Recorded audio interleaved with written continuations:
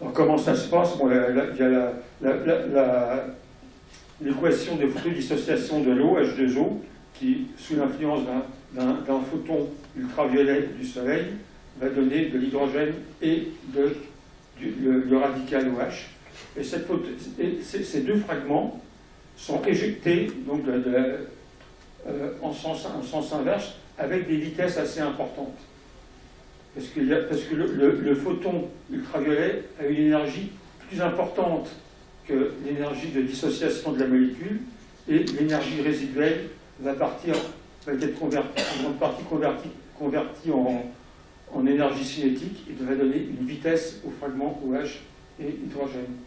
Alors comme l'hydrogène est plus léger que OH, il y a la conservation de l'impulsion. En gros, si OH est éjecté avec une vitesse d'environ 1 km par seconde, l'hydrogène, lui, va être éjecté avec environ 19 km, une vitesse d'environ 19 km par seconde. Alors c'est important parce que ces fragments, ensuite, vont entrer en collision avec les gaz de la comète, et ces collisions vont chauffer le gaz de la comète.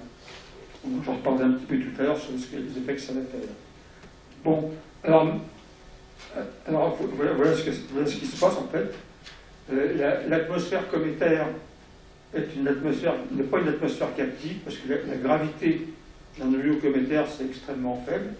Donc la comète ne conserve pas son atmosphère. Cette atmosphère est en expansion, elle se dilue dans l'espace avec une vitesse qui est de l'ordre de 1,5 à 1 km par seconde. Et en ayant en expansion, en fait, cette expansion est une sorte de détente adiabatique, si bien que la température du gaz de la comète va diminuer, va se refroidir. Et on observe aussi par d'autres moyens, quand on peut mesurer cette température, qu'elle descend à quelques Kelvin, quelques dizaines de Kelvin. Mais cependant, ce dont je vous ai parlé tout à l'heure, les fragments de photodissociation avec leur grande vitesse vont chauffer l'atmosphère cométaire. Alors, le chauffage va avoir deux effets. D'une part, ça va augmenter la vitesse d'expansion, qui va devenir supérieure à 1 km par seconde. Ça, parfois des comètes des vitesses d'au moins 2 km par seconde. Et ça va aussi augmenter la température du gaz. On observe parfois des températures de quelques dizaines, même plus de 100 Kelvin. Et cet effet de chauffage, cet effet de chauffage va être d'autant plus important que la comète est plus près du Soleil, parce qu'il y a plus de photons et plus de photolyse, un taux de photolyse plus important, et que la comète est plus productive de gaz, parce que la densité va être plus importante et les collisions vont être plus efficaces. Ça, on va la retrouver plus tard. Bon, alors maintenant, je vais essayer de vous expliquer comment marche l'excitation de la règle à 18 cm du radical OH. Alors, ça va être un petit peu technique. Alors, soit vous me croyez, soit vous essayez de suivre, soit vous me croyez sur parole et vous pouvez vous endormir pendant quelques minutes. Alors, le radical OH, comme toutes les molécules, a différents états d'énergie. Il y a l'état d'énergie fondamentale, le plus bas. Ensuite, il y a des niveaux d'énergie de rotation. Ensuite, des niveaux d'énergie de vibration et des niveaux d'énergie électronique. Alors, les photons ultraviolets, le proche ultraviolet du Soleil va exciter directement les niveaux électroniques du radical OH. Ça va les pomper dans les niveaux électroniques en haut. Ensuite, la molécule OH va redescendre en passant par des tas de niveaux intermédiaires jusqu'à l'état fondamental, en passant par les niveaux de vibration, de rotation, pour arriver au niveau fondamental. Alors pour quitter les niveaux électroniques, ça va émettre des bandes électroniques qui sont dans le proche UV. Ensuite, ça va arriver sur différents niveaux de vibration. Et pour descendre des niveaux de vibration, ça va émettre des bandes de vibration qui sont dans le domaine infrarouge. Ensuite, ça va peupler les différents niveaux de rotation et ça va émettre des raies radio qui sont dans le domaine submillimétriques. Et ensuite, on arrive dans l'état fondamental. Alors, c'est là que c'est intéressant. L'état fondamental du radical OH a deux niveaux. C'est dédoublé, c'est ce qu'on appelle le dédoublement lambda. Et c'est entre ces deux niveaux que se passe l'arrêt à 18 cm.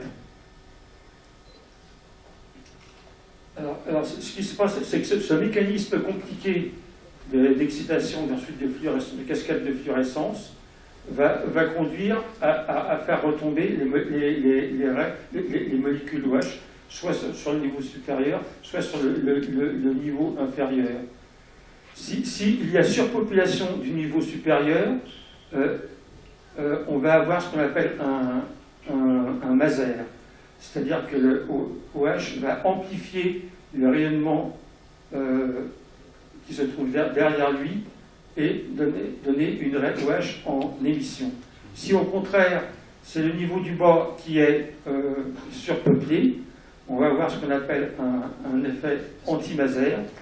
En fait, les puristes n'aiment pas le terme anti-maser. Nous, dans notre jargon, on l'utilise. Enfin, je l'utilisais.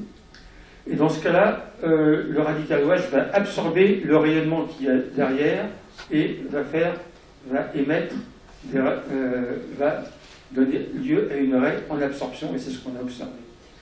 Alors en fait, bon, ça amplifie ou ça atténue le rayonnement qu'il y a derrière. Et qu'est-ce qu'il y a comme rayonnement derrière? Eh bien, c'est tout simplement le rayonnement à 3 degrés Kelvin du fond cosmologique, avec parfois en plus l'émission radio des nuages galactiques. Une question. Oui. L'émission à 18 cm, c'est donc de la quantité de radical OH? Est-ce qu'on peut dire ça? On peut dire que c'est ça. On remonte à la quantité de radical OH à condition de connaître de connaître ce qu'on appelle l'inversion du maser, de savoir dans quelle mesure il y a surpopulation en haut ou en bas. Et ça, je vais y arriver là.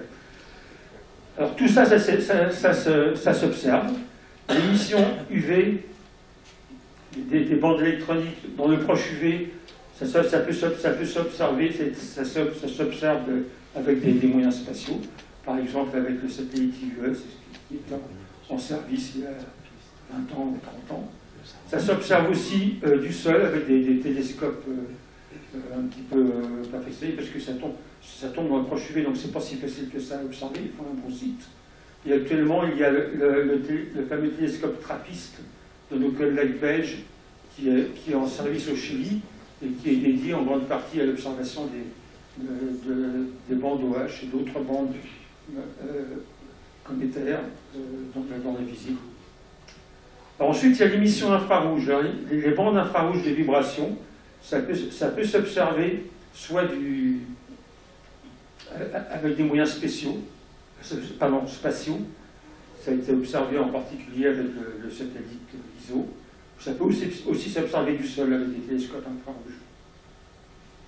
Ensuite, il y a l'observation submillimétrique qui est plus difficile à observer. Alors, dernièrement, on a pu l'observer avec le télescope spatial Herschel, qui marchait très bien dans ce domaine-là. Et ensuite, il y a ces émissions ou absorptions de l'arrêt 18 cm qui peuvent s'observer avec les radiotélescopes, dont l'ANSER. Bon, en fait la cascade de fluorescence que je vous ai montrée, là c'est une vue un petit peu simplifiée, et la réalité est un petit peu plus complexe. Il y a beaucoup de raies, il faut faire des calculs sur tous les raies, toutes ces raies, regarder comment elles sont excitées par le soleil, ensuite regarder comment elles cascadent pour voir comment ça se passe quand que ça retombe sur les niveaux du bas. Alors il se passe un phénomène assez particulier, c'est que il y a seulement qu'une demi-douzaine de raies efficaces qui pompent ces cascades de fluorescence qui sont dans le proche UV, et il faut regarder où est-ce qu'elles tombent dans le spectre solaire, et on s'aperçoit que le spectre solaire, vous savez sûrement, le spectre de Fraunhofer est un spectre extrêmement haché et qui est plein de raies. Alors une raie particulière qui peut être susceptible d'exciter le radical OH va avoir sa longueur d'onde déplacée plus ou moins par effet Doppler, suivant la vitesse de la comète par rapport au Soleil. Alors si on voit que si on la déplace par exemple de plus ou moins 41 km par seconde, eh bien on va avoir des intensités qui vont exciter cette raie, les intensités solaires vont être totalement différentes. Si bien que l'excitation de OH, du radical OH, va dépendre très sensiblement, très fortement de la vitesse de la comète par rapport au Soleil. Alors c'est un phénomène qui a été connu depuis assez longtemps, qui a été étudié en particulier par l'astronome belge Paul Swings, et c'est ce qu'on appelle l'effet Swings. Ça jouait très bien, par exemple, quand on regarde les raies